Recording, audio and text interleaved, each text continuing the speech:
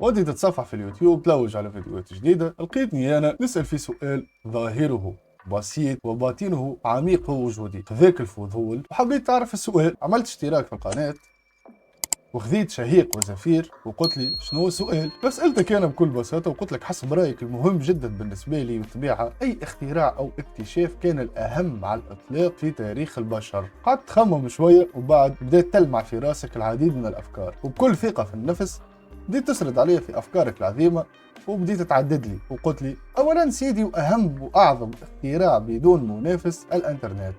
وبعدها فكرت أنه لو ما كانتش الكتابة ما كانتش تكون الإنترنت، لأنه بكل بساطة بسبب تراكم العلوم وتدوينها هو الكتابة. وبعد تزيد تتفكر أنه الكتابة لازمها أدوات وأماكن تحفظها، فتولي تزيد تقول لي تشييد المباني وتطويع المعادن والصخور، وتزيد تطربني وتبين لي أنك مثقف وفاهم الدنيا وتقول لي الثورة الصناعية اللي أدت إلى كل ما هو ممكن اليوم، ومنهم غزو الفضاء والتكنولوجيا والعلوم وبرشا أفكار أخرى باش تقولها لي. وعلى فكرة نحييك خاطر كلامك كله صحيح، لكن شفت رغم كثرة الاكتشافات والاختراعات اللي جات في بالك فما حاجة أنا متأكد 1000% أنها ما جاتش لبالك. أهم اكتشافين في التاريخ النار، وهذه باش نكون أمين وصادق معاك يمكن تكون خممت فيها، لكنك أكيد ما جاش لبالك الزراعة. أنا نتمنىك تكتب لي في التعليقات هل فكرت فيها أو لا. واليوم أنا حبيت نرتاحكم شوية من الحروب وكثرة الأرقام والتواريخ، وقلت نعملوا حلقة تاريخية لكن خفيفة في نفس الوقت، نحكيو على تطور البشر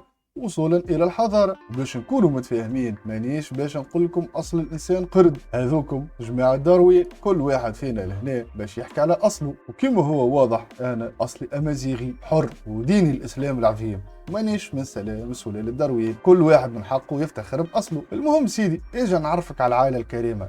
هذا جدك. يا جدي هذه هبط الطفله، خلينا نبداو الحلقه يهديك. هذا جدك وهذه مماتك. هما في الحقيقة ما كانوش مزيانين هكا، كانوا هك، ونظرا لبشاعة المنظر باش نعتبروهم احنا هك. جدك ومماتك كانوا يبرطعون في البراري والادغال باش بقاو عايشين، وبقاو عايشين برشا حياة ماوكلي، وبرشا هذه راني مانيش نقصد عام ولا زوز ولا حتى 10,000 سنة. شوفوا معايا الخط الزمني هذا. يقال والله أعلم أن ظهور الإنسان يرجع إلى ما قبل 300 ألف سنة. شفت الخط البرتقالي هذاك الكل يمثل 97% من حياة الإنسان. يعني جدك قعد يرتع في البراري 291 ألف سنة على أقل تقدير، وهو عايش حياة طرزان وينقز من شجرة لشجرة ويجري وراه الماموث والله أعلم به شنو هو آخر يجري وراه. المهم شفت هيك الخط الأصفر الصغير هذاك، هذاك اكتشاف الزراعة. حسب معظم المؤرخين اكتشاف الزراعة كان قبل 9 أو 10 ألف سنة، وأقصى تقدير 12 ألف سنة. وشفتش هيك السهيم الصغير الأحمر هذاك، هذيك هي الحضارة. يعني حضارة كاملة بالفراعنة، بالأمازيغ، بقرطاج، بروما، باليونانيين، بالإسلام، بالثورة الصناعية، ثورة الإنترنت، وكل شيء هذوكم يجيو الطرف الحمراء اللي في الاخر. شفت جدك مسكين قضيه قعد يرتع مع الحيوانات ويجري وراهم، حصيله ريت بعد المده هذيك الكل جاء واحد ذكي، لا مش هذا، نحكي على جدك، اي هذا هو. وقال لهم انا برجوليه تعبت من الجري ورا الحيوانات وعارف روحي نهار باش يضربني ماموث يقتلني، وبصيفتي انا اذكى واحد فيكم وانا اللي اخترعت لكم النار، عاد قررت اليوم باش نزيد نكتشف لكم حاجة جديدة، وعملت كتاب لميت فيه كل أنواع الأشجار الموجودة بحذانا، وأنا هي اللي بعد ما ناكلوها تعاود تنبت كي نرميو البقايا متاعها.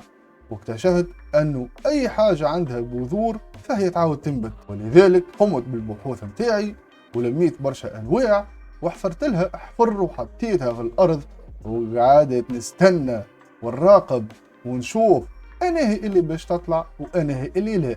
وباختصار يا جماعه عملت لكم كتيب جديد سميته كتاب الزراعة، وطبعا اكتشافي زادة سميته الزراعة كيما اسم الكتاب باش ما ننساش. ولهنا يا صديقي باش ما نظلموش المرأة زادة، يقال أن النساء هن اللواتي اكتشفن الزراعة. وشوف باش نكون واضح معاك، لا توجد أدلة واضحة وملموسة تثبت أو تنفي الكلام هذا، نحكيو على حقبة غابرة من تاريخ الإنسان، يعني كل واحد يقول اللي يحب، لكن احنا بالطبيعة باش نكونوا صادقين اخذينا كتاب باش نحكيو منه. صاحب الكتاب اسمه وايرل ديوران، اسم الكتاب قصة الحضارة. ويقول صاحب الكتاب باختصار أنه العمل بين الرجل والمرأة كان مقسم، الرجل يذهب للصيد والمرأة تجني الثمار وتعتني بالأطفال. علاقة المرأة بجني الثمار والخضروات أعطاها ميزة حتى في جيناتها المتوارثة اليوم، وهي القدرة الكبيرة على التفرقة بين الألوان، لأنه كما نعرفوا الوقت هذاك كان كل شيء فيه سام وغير صالح للأكل، والمرأة كان لازم عليها أنها تكتشف كل الأنواع هذيك وتميز بيناتها باش ما تصيرش حالات تسمم وإلى آخره. هذاك علاش المرأة توا عندها قدرة رهيبة وكبيرة في التفرقة بين الألوان وتتغلب بشكل واضح على الرجل في النقطة هذه بالذات. لكن موضوع الألوان هذا والقدرة الرهيبة متاع النساء باش نخليوها الحلقة أخرى إن شاء الله. وهوكا باش ما تكونش الحقانات ذكورية لازم نعملوا حلقة للنساء ونغنوا لهم بغناية الله يخلي النساء. النساء النساء الله يعيش النساء. المهم علاقة المرأة بالثمار والأشجار جعلها تدرك أي الأشجار والفواكه اللي عند سقوطها من غصن الشجر تعاود تنبت. بالتوازي مع ذلك أن الرجل كذلك لاحظ شيء في غاية الأهمية، أن بعض من الحيوانات العاشبة تنبت نباتات من فضلاتها. ولاحظ معايا يا صديقي اللي انا قاعد نحكي لك على الانسان العاقل اللي يعرف يخمم، مانيش نحكي لك على اجداد الشيخ داروين، هذوك وقتها ما زالوا القروده ياكلوا في البنان، كيمنا فيهم. جدك وماماتك قاعدين ساهرين تحت ضوء القمر ومشعلين النار اللي اكتشفها جدك العظيم، وكل واحد حكى للاخر على الاشياء اللي لاحظها، فقرروا انهم يعملوا التجربه هذيك. والحياه لم تكن ورديه، لأن حياتهم كانت عبارة عن ترحال كما اليوم مثلا هجرة حيوانات السافانا، كانوا يهاجروا هكاكا يتتبعون الحيوانات والأماكن الخصبة. قرروا أنهم المنطقة اللي هما موجودين فيها الوقت هذاك، ويقال والله أعلم أنها الهلال القصيم، ما يسمى اليوم بالشام وفلسطين ولبنان وسوريا، قرروا أنهم يلموا من كل الفواكه والحبوب اللي لقاوها ويجربوا يحطوهم في التربة ويكملوا حياتهم عادي، يصطادوا مع قبائلهم وكأن شيئا لم يكن، وبعد مدة يرجعوا يشوفوا هذاك اللي زرعوه شنو صار فيه. والهلال الخصيب كان معروف بالامطار والتربه الغنيه، يعني مقارنه باليوم باش نسهلوها على رواحنا نعتبروه غابات الامازون المطيره، غادي اي حاجه ترميها في الارض تنبت الا الفلوس، باش ما تمشيش ترمي فلوسك غادي وبعد تقول انا اللي قلت لك هاكا وضحت لك. ووقت رجوعهم للارض هذيك بعد موسم الهجره طبعا جدك لقاه كنز بانتظاره، الحبوب اللي زرعها نبتت والفواكه طلعت اشجار في مرحله النمو. في اللحظه هذه يا صديقي جدك أصبح أغنى رجل في العالم. يمكن أنت تضحك على الكلمة وتقول لي غني خاطر ودبر كعبتين قمح وتفاحة. المقارنة بين وقتنا ووقتهم لا تجوز يا صاحبي، حتى بين وقتنا ووقت اللي عاشوا ما قبل الثورة الصناعية. ما قبل الثورة الصناعية كانوا عايشين على الزراعة والفلاحة التقليدية العتيقة، والناس الكل أعتقد أنكم تعرفوا مدى صعوبة تلك الفترة، فما بالك بوقت كان فيه الجوع هو السائد ولا مكان لتخزين الأكل أنت وفر أصلا، وأكلك باش تحصل عليه عادي تبقى أيامات وأنت ترصد في فريسة وتجري وراها وتتعب باش احيانا توصل تصطادها، لانه مش بالضروري انك تتعب تنجح. معايير النجاح في وقتنا الحالي انساها، لانه وقتها كان الحظ هو الاساس، مش كيفنا توا العلم والاجتهاد والمثابره وغيرها. كل اسباب النجاح متاعنا هذه ما تقضيش وقتها، ولذلك جدك وقتها اصبح اغنى انسان. انك تصبح تستطيع الاكل يوميا هذه رفاهيه لم يكن يعهدها احد من قبل، وحل اكبر مشكله في حياه الانسان الاولى واللي هي الترحال والهجره الموسميه. لكن ظهرت له مشاكل جديده، اولها هو قله التنوع الغذائي، وثانيها واهمها هي موسميه المحصول. ما نساوش اللي احنا ما زلنا كي اكتشفنا نزرعه اصلا وما فماش بيوت مكيفه، حتى الخضار ما زال جدك ما اكتشفش زراعتها اصلا، يعني الزراعه محصوره ومقتصره على الحبوب البريه والفواكه البريه، وكان اهمها هو القمح وحادي الحبه وانواع من العنيبيات كما التوت البري. ولهنا قرر الانسان انه يتحول الى مجتمع ويقسم الادوار بيناتهم طريقه جديده، ناس تحرث وتزرع وتحصد في موسم الحصاد ويتوزع المحصول على المجموعة كاملة، وناس تصطاد في فترة قلة المحصول، وكيف كيف يتقسم الصيد بيناتهم. وبالتبعية للحرث وللزراعة كان لازم الاستقرار، وبدأت تظهر مجموعات سكنية متفرقة، مما أدى إلى ظهور تطويع الموارد المتوفرة للبناء من أجل السكن، وبدأت تظهر حرف يدوية أخرى ومتنوعة لتوفير حاجيات الصياد والمزارع على حد سواء. فظهرت أول أنواع التجارة بين المجتمعات هذيك. فمثلا أنا مزارع نحب بناي يبني لي سياج الأرضي، نجيبه يبني وبعد نعطيه كمية من الحبوب. الصياد يحب على رمح آخر صيحة يشريه من عند صانع الأسلحة ب2 كيلو لحم. وهكذا ظهرت أول مرة المقايضة. وبعد بدأ الإنسان في ترويض الحيوانات، وكان أول حيوان يربيه الإنسان هو الخنزير، حاشاكم حلوف. حلوف هذا كان كائن قمام، فاستغل الإنسان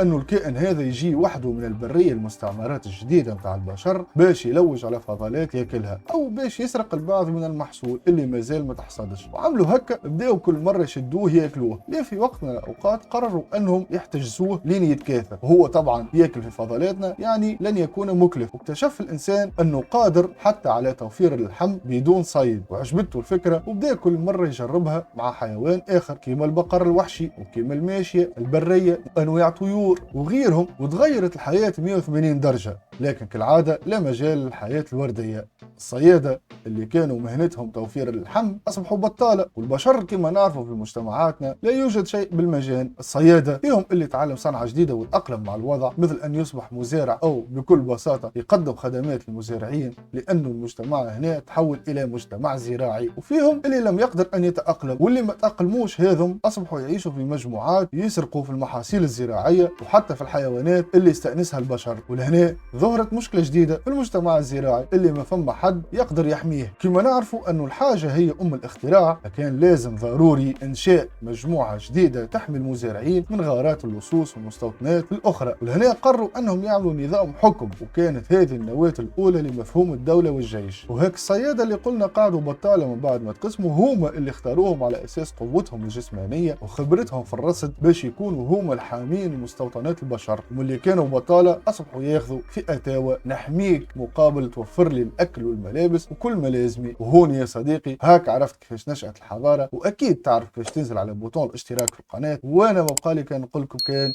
سلام.